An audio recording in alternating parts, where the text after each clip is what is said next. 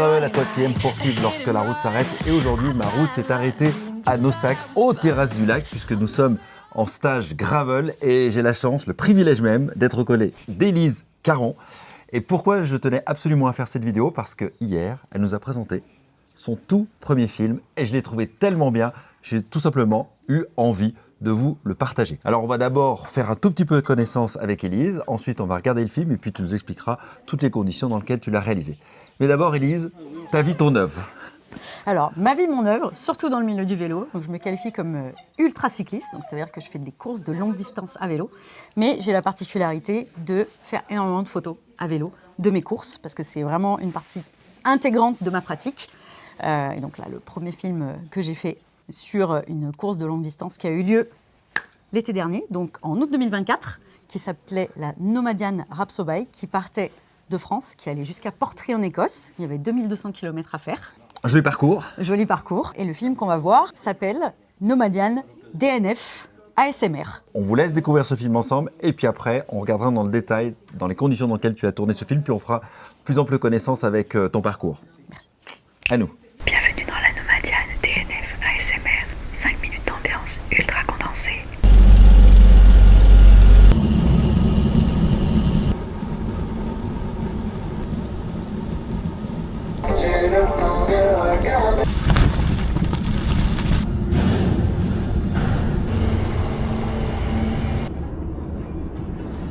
Votre attention, s'il vous plaît.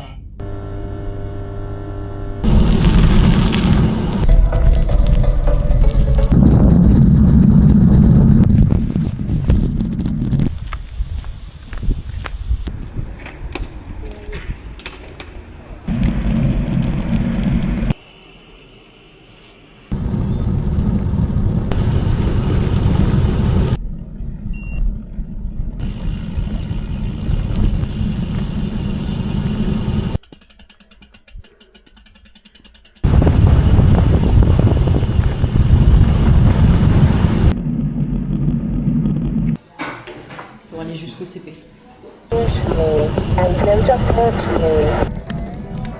Et voilà, une petite montée de fils de...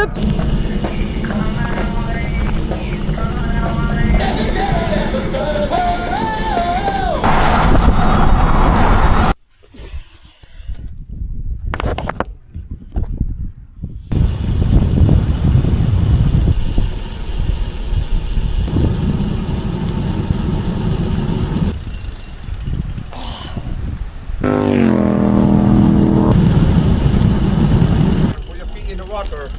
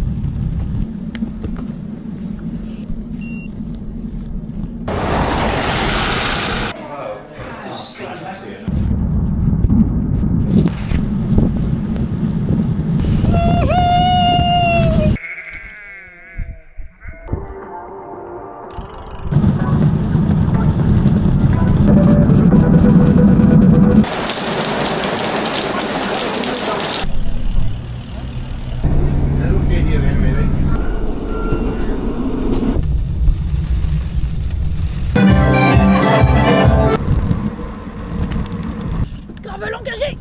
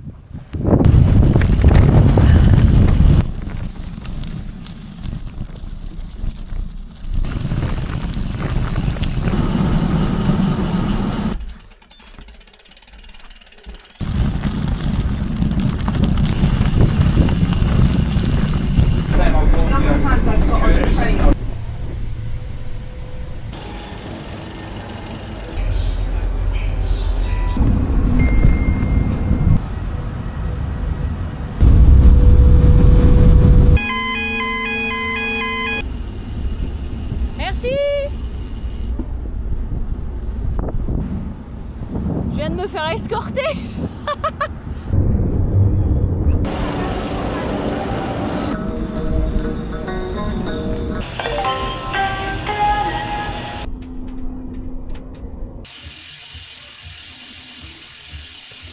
Voilà, vous venez de découvrir le premier film d'Élise. J'espère qu'il vous a plu. Passez dans la partie commentaires pour nous donner votre tour. Mais ce qui m'intéresse, moi, Élise, c'est que tu nous expliques, toi qui es photographe. Alors, point important, dans les photographes sur les événements vélo, il y en a beaucoup. Mais souvent, ils sont sur des points stratégiques et ils vont aller à différents endroits du parcours, souvent en voiture. Ta spécialité, c'est que tu es dans l'événement, que tu roules avec les participants. Et ça, c'est pas rien de pouvoir pédaler, faire la longue distance, faire les photos en même temps. Et ma première question, c'est qu'est-ce qui t'a donné envie de faire ce film, mais surtout de passer de la photo à la vidéo? Effectivement, quand je me suis lancée sur cette course donc de la Nomadiane, je venais de me procurer cette petite caméra Action 4 qui n'était absolument pas pour la Nomadiane, qui était pour un autre projet dont on parlera peut-être un jour. Et donc je me suis dit, je vais l'accrocher à mes prolongateurs et puis je la démarrerai, je l'éteindrai au gré des paysages. Et au final, j'ai fait très très peu de photos sur la Nomadiane Rapsobike parce que les conditions s'y prêtaient pas. La météo était catastrophique. On a eu des complications, notamment avec la circulation. Donc finalement, je n'ai pas trouvé satisfaction en photo des paysages que j'étais allée chercher sur cette course. Mais ce qui m'a intéressée et qui m'a poussée à monter ce film qui s'appelle Nomadiane DNF ASMR, c'est tous les bruits que j'ai entendus pendant cette course qui m'ont finalement beaucoup plus marqué que les paysages et la photographie. Qui a construit le storytelling du film finalement. Exactement. En fait, je suis partie sur la course, j'ai filmé, mais sans trop savoir ce que j'allais chercher. Donc, mais du coup, tiens, par association d'idées, quand tu pars sur un événement, qu'est-ce que tu viens chercher? Alors moi, sur les événements longue distance, donc comme je dis, je fais des courses ultracyclisme, je pourrais faire tout simplement du bikepacking. Au final, je pourrais faire des photos en bikepacking. Mais ce qui me plaît vraiment dans les courses ultra-distance, c'est le challenge physique et mental que j'y trouve. Pourtant, je suis une cycliste assez lente. C'est-à-dire que je finis souvent dernière, même au-delà. T'es pas une compétitrice en soi. Pas du tout. Non, je ne suis pas une compétitrice, mais par contre, je trouve que dans le cyclisme ultra-distance, il y a une question de cadre. C'est-à-dire qu'il y a un cadre horaire, il y a un cadre géographique qui fait qu'on est obligé de se challenger soi-même. Et puis, il y a un aspect hyper social, en fait. Donc, souvent, au départ des courses d'ultracyclisme, je retrouve des amis. Parce que comme j'en ai fait beaucoup, j'ai rencontré beaucoup de gens. C'est un milieu assez fraternel, je trouve. Et donc, je retrouve des amis. Et je sais très bien qu'ils vont aller plus vite que moi, mais possiblement je vais les retrouver au finish. Peut-être qu'on va se voir à des checkpoints, mais surtout, il y a l'aspect tracker qui me plaît beaucoup, moi, dans les courses ultra-distance. Ça, je confirme. Où je regarde où sont mes même amis. Même quand on est spectateur, c'est bien de savoir suivre. Et voilà, et donc il y a mes familles, et mes amis qui suivent le petit point, Élise Caron. Et je trouve qu'il y a un côté social assez fort dans l'ultra-distance. Et en tout cas, moi, je ne l'ai jamais vécu. Pourtant, j'en ai fait beaucoup, des courses, que ce soit sur la route, sur du gravel, sur des terrains mixtes. Je n'ai jamais ressenti en tant que participant une pression à la performance. Je pense que chaque personne a des objectifs qui lui sont propres. Il y en a qui sont là pour la performance et grand bien leur face. Moi, j'y suis surtout pour les paysages. Pour le paysage, donc, et association pour ça. Voilà. Accessoirement. Moi, je me trimballe avec ça. donc, avec ce poids-là dans le dos. Alors, vous ne vous rendez pas compte, quand même, mais c'est quand même un petit poids. Et comme vous pouvez le voir en ce moment à l'image, elle roule avec, là, toute la semaine. Elle roule, elle va devant, elle s'arrête, elle revient. C'est un vrai border collie, en fait. Donc, dans une vie antérieure, peut-être. Mais rouler avec un appareil photo, c'est pas simple. Parce que ça poids, il faut s'arrêter, il faut cadrer, trouver le bon endroit. C'est ça. Tout en roulant, tout en pédalant. Il faut chercher le bon endroit et il faut réussir à capter l'intention des gens qui passent aussi. Donc ça, c'est l'art de la photographe cachée en planque. Tu me vois, tu me vois plus. C'est ça, tu me vois plus. En plus, on voit pas, mais il y a un gros ravin. Je suis accrochée au caillou. Tout ça pour avoir un prix photo, je te jure. Après, risquer sa vie. Ouais, pour une photo. Et il y a une, entre guillemets, au-delà du poids de l'appareil, il y a la charge mentale de l'appareil. C'est-à-dire que il faut le charger, il y a la charge, il faut en prendre soin, il faut, voilà, donc c'est toute une logistique, la photo à vélo.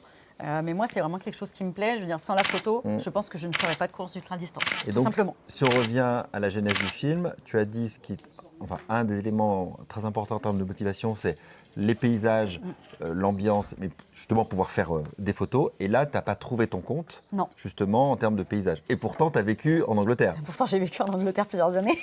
Et donc, je pensais que j'allais avoir un blast en retournant en Angleterre. Mais c'est vrai que j'avais peu pratiqué le vélo.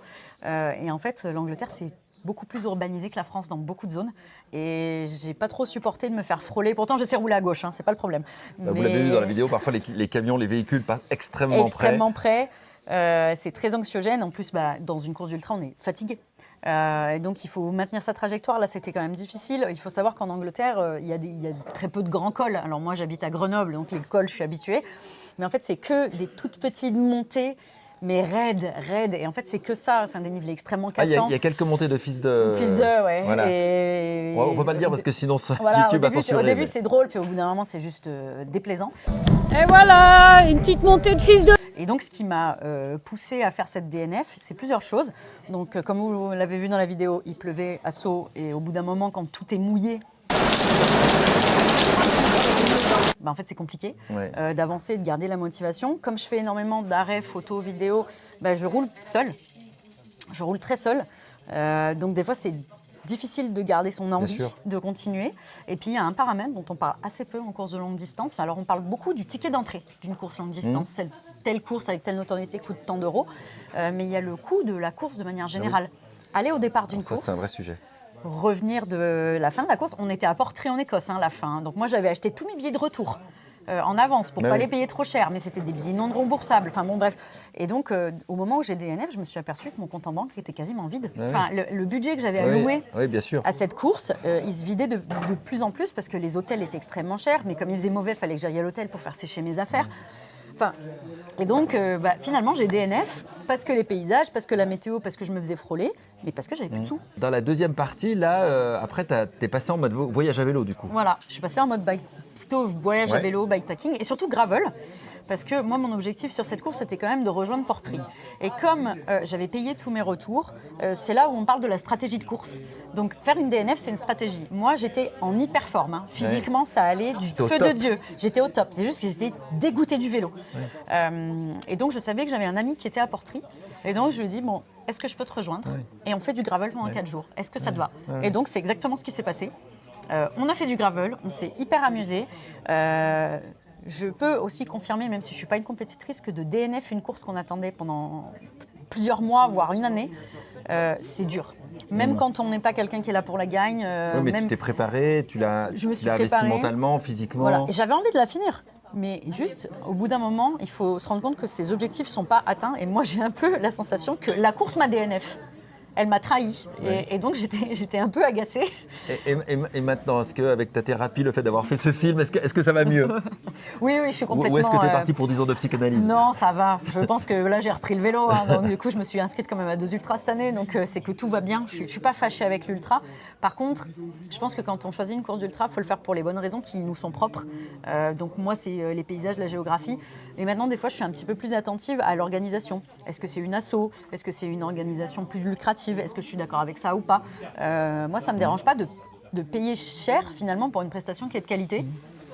Et donc, du coup, ça dépend ce qu'on cherche. Est-ce que tu en as pour ton argent par rapport à tes critères, etc. Est-ce que tu en as pour ton investissement émotionnel aussi ? Est-ce que tu penses que ça va fonctionner ? Il y a des courses que j'ai faites qui sont très critiquées parce qu'elles sont, entre guillemets, dans la performance ou qu'elles sont chères. Mais en fait, quand on regarde au ratio, elles sont plutôt très abordables et elles sont bien faites, mais ça dépend de ce qu'on vient chercher, c'est très personnel.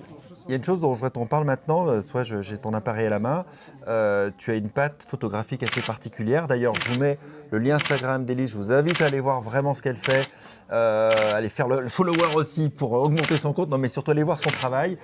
Mais également son travail, il est souvent visible sur beaucoup d'événements en fait, parce qu'il travaille beaucoup pour des événements, ou comme là, toutes les semaines tu fais des photos pour le stage de gravel.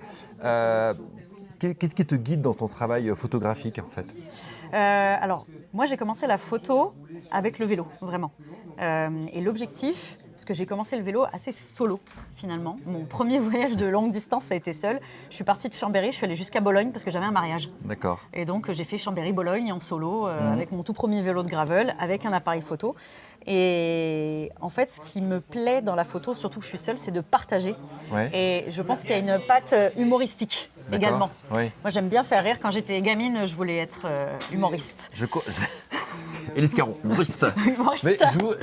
Non mais là vous ne rendez pas compte de la vidéo, mais là toute la semaine c'est vrai qu'on se marre beaucoup parce que c'est un rayon de soleil cette fille, elle est drôle, elle est rigolote, elle a des blagues, elle a un putain de sens de la répartie. Oh, je ne suis pas dit ce gros mot, je vais me faire censurer par YouTube. Non mais c'est vrai, et du coup tu apportes beaucoup d'énergie dans un groupe. Voilà, et c'est vrai que Et quand ça se on ressent est... dans ton travail photographique. Bah, merci.